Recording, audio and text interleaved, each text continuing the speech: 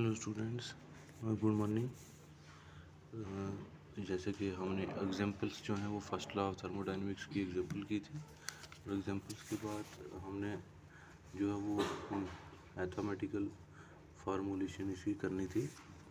तो जैसा कि आप जानते हैं कि हमने क्या पढ़ा कि energy, first law of thermodynamics में कि energy can neither be created nor be destroyed, की एनर्जी जो है वो ना ही हम उसको क्रिएट कर सकते हैं और ना ही हम उसको डिस्ट्रॉय कर सकते हैं। हाँ, एक फॉर्म जो एनर्जी की है वो दूसरी फॉर्म में चेंज हो सकती है।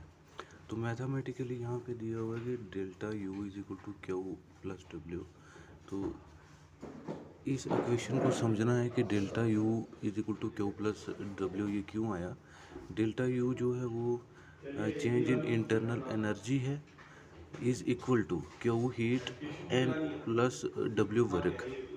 समझना है इस चीज़ को बच्चे, बड़ी इंपॉर्टेंट चीज़ है ये इक्वेशन क्यों आई कि इंटरनल एनर्जी मैं आपको बता चुका हूँ कि इंटरनल एनर्जी क्या होता है, और इसकी चेंज को हम डेल्टा यू से रिप्रेजेंट करते हैं, और इंटरनल एनर्जी चेंज कैसे होती है।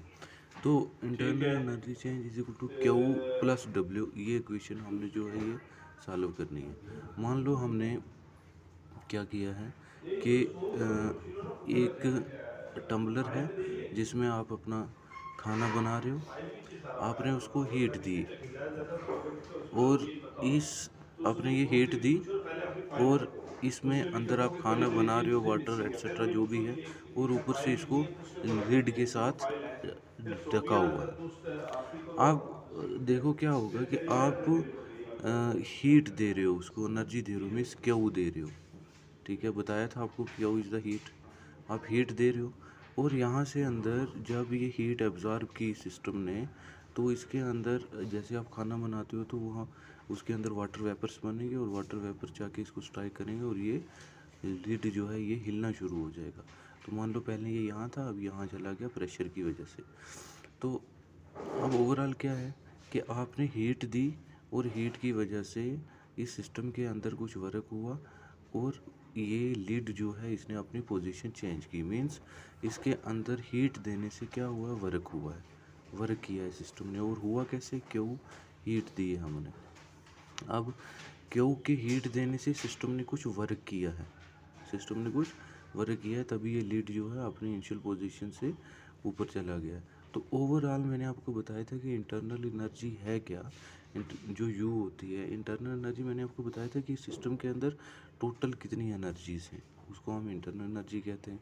तो अब क्या हुआ, हम टोटल एनर्जी चेंज क्या देखेंगे, टोटल एनर्जी चेंज के पहले कितनी एनर्जी थी, अब कितनी एनर्जी हुई, उसी को हम टोटल एनर्जी चेंज कहते हैं।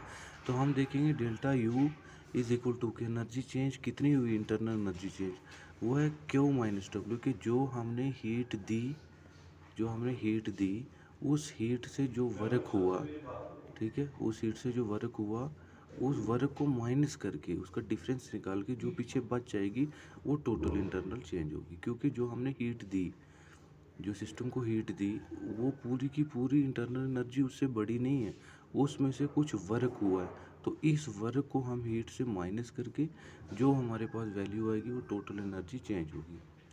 मान लो क्या है कि आपने सिस्टम को हीट दी कितनी, हम मान लेते हैं 50 कैलोरीज, 50 कैलोरीज हीट दी, और उसमें से जो वर्क हुआ मान लो वो हुआ 20,